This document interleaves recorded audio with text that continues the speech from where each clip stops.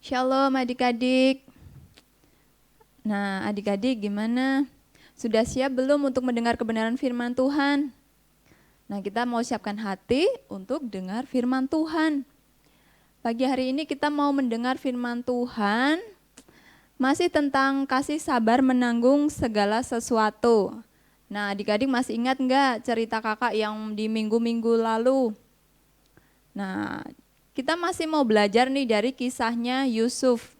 Kemarin kan kakak sudah cerita tuh di mana Yusuf dibawa ke rumah Potifar, tapi Yusuf ini difitnahkan oleh istrinya Potifar sehingga Yusuf dimasukkan ke dalam penjara.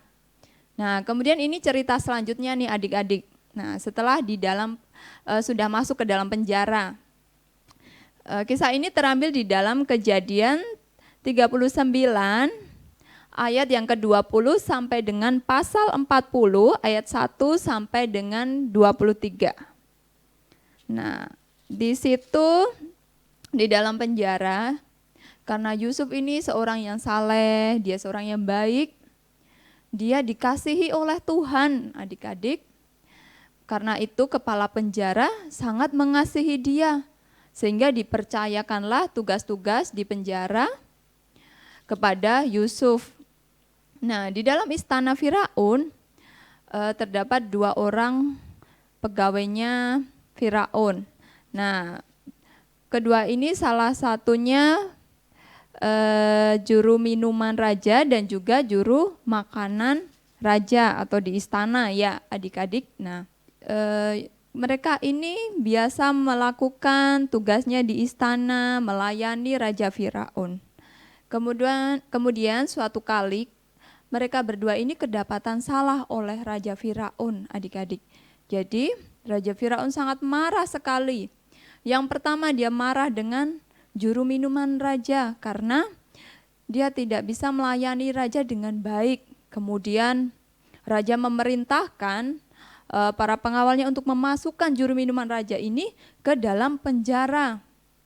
Kemudian yang kedua, raja memasukkan kembali juru makanan di kerajaan. Nah, karena dia juga tidak melakukan tugasnya dengan baik sehingga Raja Firaun menjadi marah. Dimasukkan lagi lah juru makanan ini ke dalam penjara. Nah, di penjara kedua pegawai istana ini bertemu dengan Yusuf. Ya, jadi kepala penjara ini menyuruh Yusuf untuk melayani mereka. Kemudian pada suatu malam, keduanya ini, kepala juru minuman dan juga kepala juru makanan ini bermimpi adik-adik. Di malam yang sama mereka bermimpi. Nah, kemudian paginya kakak mau bacakan nih dari pasal yang ke-40 ayat yang dari ayat yang ke-7 ya, kakak akan bacakan.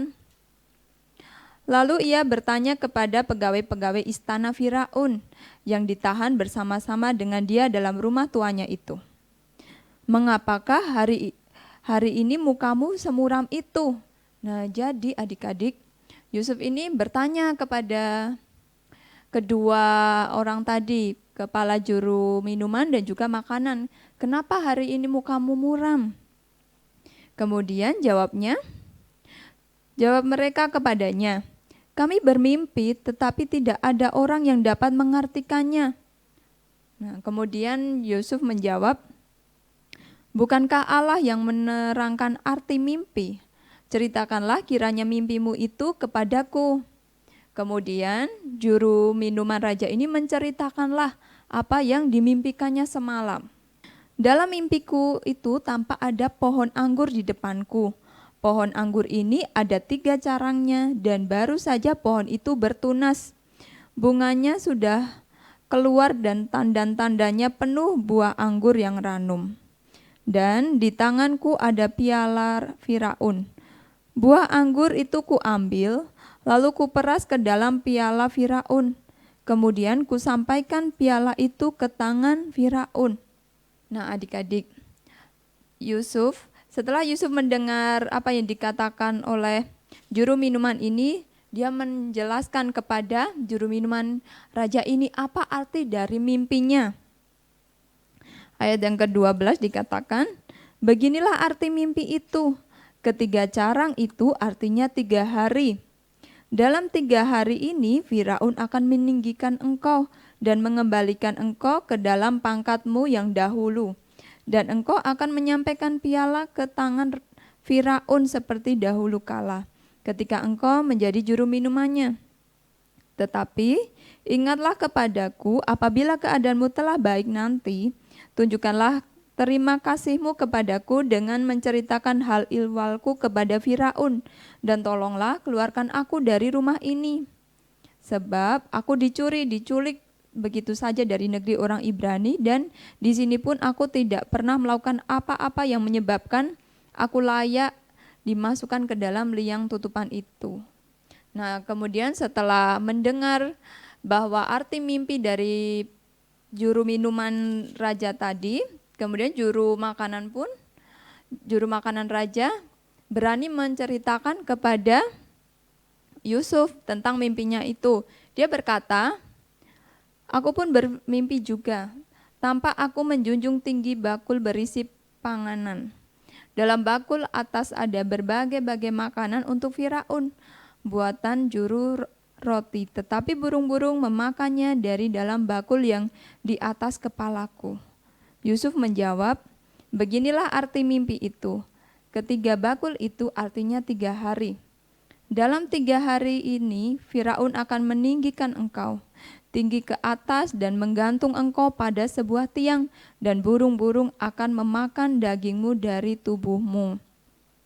Nah, adik-adik, si Yusuf ini diberkati oleh Tuhan. Dia bisa menafsirkan mimpi. Jadi seperti tadi yang sudah dikatakan di firman Tuhan, dia menjelaskan kepada juru minuman bahwa mimpimu itu, bahwa di dalam 3 hari engkau akan ditinggikan oleh Firaun. Kemudian engkau akan dikembalikan lagi kepada jabatanmu yang semula. Engkau akan melayani Firaun lagi. Selama 3 hari dia ditinggikan. Kemudian juru makanan yang tadi itu, dia juga ingin bercerita kepada Yusuf karena dia mendengar, wah ceritanya ternyata arti mimpinya bagus ya. Nah, kemudian tetapi berbeda dengan juru makanan ini.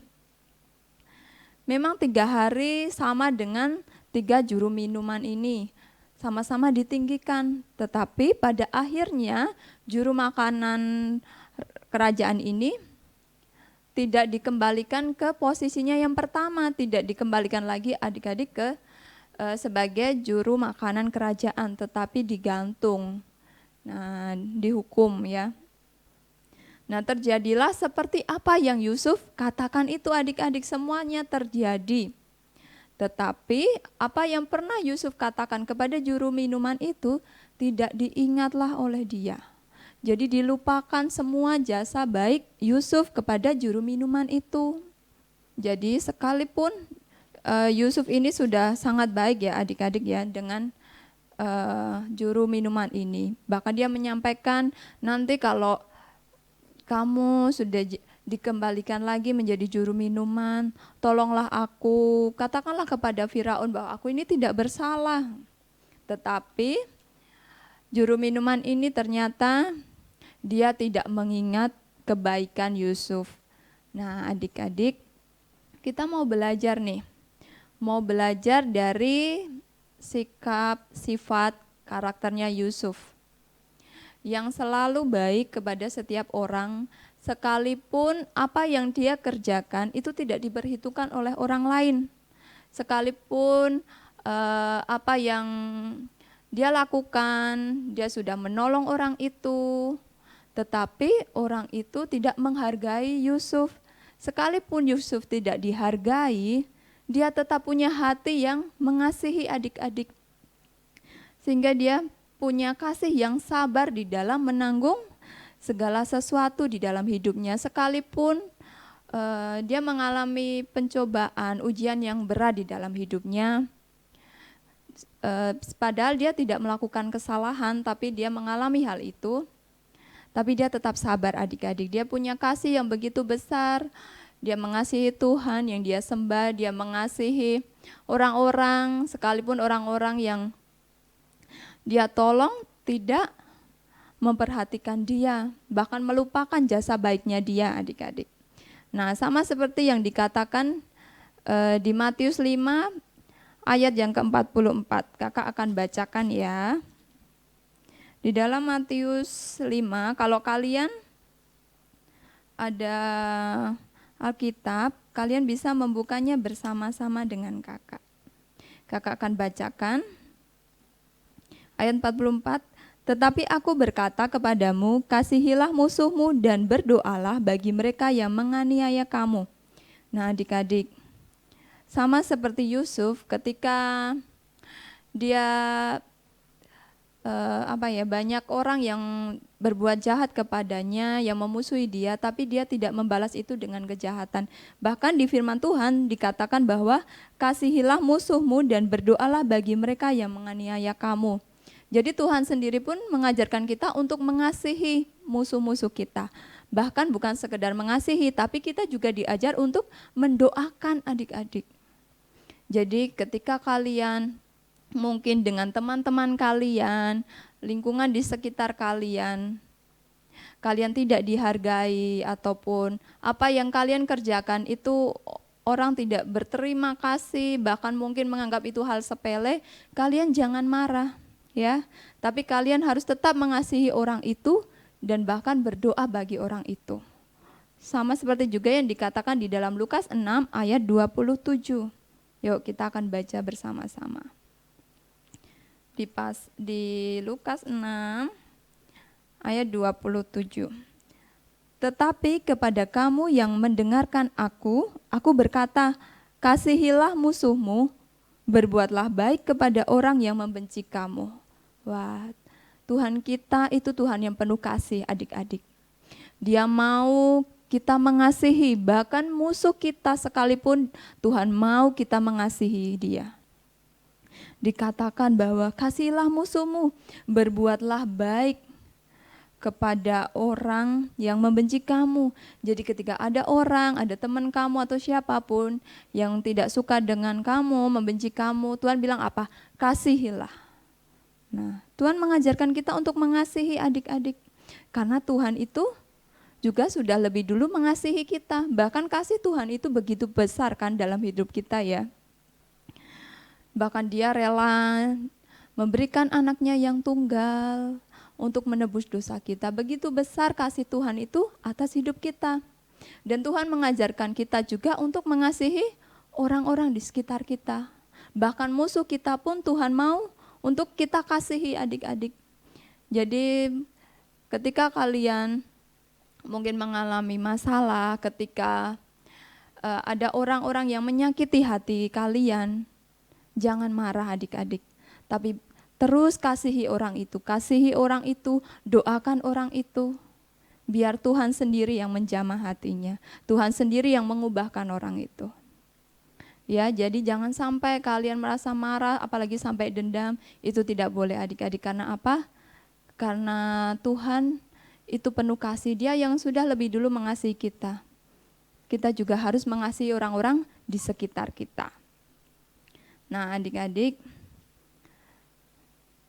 dan juga di saat pandemi seperti ini, ya adik-adik kalian harus sabar menanggung kondisi seperti ini mungkin tidak mudah ya buat kita. Kita berpikir, kapan aku bisa kembali ke sekolah lagi? Kapan aku bisa bermain lagi dengan teman-teman seperti dulu? Nah, adik-adik, kakak mau ajar kalian untuk terus tekun di dalam doa, terus bersabar di dalam kondisi ini. Kalian harus terus percaya bahwa Tuhan punya rencana yang indah atas kehidupan kalian, ya. Jadi jangan pernah mengeluh sekalipun mungkin apa yang kalian alami itu berat. Sekalipun mungkin kalian merasa seakan-akan tidak ada harapan, tapi kakak mau bilang, Tuhan tidak pernah meninggalkan kalian. Kalian tidak sendiri. Tuhan selalu ada bersama dengan kalian. Nah, kakak juga mau ingatkan, kalian sekalipun di rumah ya, apalagi di rumah nih, punya waktu jauh lebih banyak daripada dulu. Kalian harus bangun hubungan sama Tuhan itu lebih lagi. Kalian harus lebih lagi rajin baca Alkitab, lebih lagi rajin berdoa. Bahkan kalian harus belajar untuk memuji, menyembah Tuhan di rumah. Kalian bisa berdoa bersama dengan mama papa kalian, keluarga kalian, bangun mesbah doa bersama. Karena kakak percaya ketika 1-2 orang berdoa berkumpul bersama, Tuhan hadir di situ dan pasti mujizatnya akan nyata atas kehidupan kalian. Ya. Dan sudah tiba saatnya. Oke, kakak akan menutup firman Tuhan hari ini dan ayat hafalan kita itu terambil di dalam Yesaya 41 ayat yang ke-10. Kakak akan bacakan. Janganlah takut sebab aku menyertai engkau. Janganlah bimbang sebab aku ini Allahmu. Aku akan meneguhkan bahkan akan menolong engkau. Aku akan memegang engkau dengan tangan kananku yang membawa kemenangan. Nah, adik-adik, ini janji Tuhan buat setiap anak-anaknya, termasuk kakak dan juga kalian. Jadi pegang janji firman Tuhan ini, kalian perkatakan di dalam kehidupan kalian. Karena kakak percaya, ketika kalian percaya sungguh-sungguh dengan firman Tuhan, kalian perkatakan, kalian akan alami setiap hal yang luar biasa di dalam kehidupan kalian. Nah, kakak akan tutup dengan doa, kakak akan berdoa buat kalian. Yuk, mari bersama-sama lipat tangan, tutup mata, kita mau berdoa. Tuhan Yesus, terima kasih untuk kebenaran firman yang boleh kami dengar pagi hari ini ya Tuhan. Kiranya apa yang boleh kami dengar ini Tuhan tertanam di dalam setiap hati kami. Biarlah itu semua tidak sia-sia dan tidak lalu begitu saja Tuhan. Tapi biar firman-Mu tertanam dalam hati kami menjadi rema. Dan biar mampukan kami Tuhan untuk menjadi pelaku-pelaku firman-Mu Tuhan. Sekalipun mungkin kami masih kecil Tuhan, tapi ajar kami untuk mengerti kebenaran firman-Mu. Ajar kami mengenal Engkau lebih lagi Tuhan. Biar kami sedari kecil boleh mengenal Engkau Tuhan. Boleh memiliki iman yang kuat Tuhan di dalam Engkau. Bapa, kami serahkan kehidupan setiap adik-adik sekolah minggu, setiap studi mereka, orang tua mereka, Tuhan yang memberkati, Tuhan yang campur tangan atas segala apapun yang menjadi pergumulan hidup mereka Tuhan. Terus Bapak bekerja atas setiap anak-anak-Mu Tuhan, setiap adik-adik sekolah minggu yang mendengar firman ini, kiranya Tuhan memberkati, Tuhan menolong mereka, Tuhan menyertai kehidupan mereka. Terima kasih Bapa, kami serahkan hidup kami, masa depan kami hanya di dalam tangan kuasa-Mu. Di dalam nama Tuhan Yesus Kristus kami berdoa dan mengucap syukur. Haleluya, amin. Oke, sampai jumpa di pertemuan yang berikut adik-adik. Dah, Tuhan Yesus memberkati.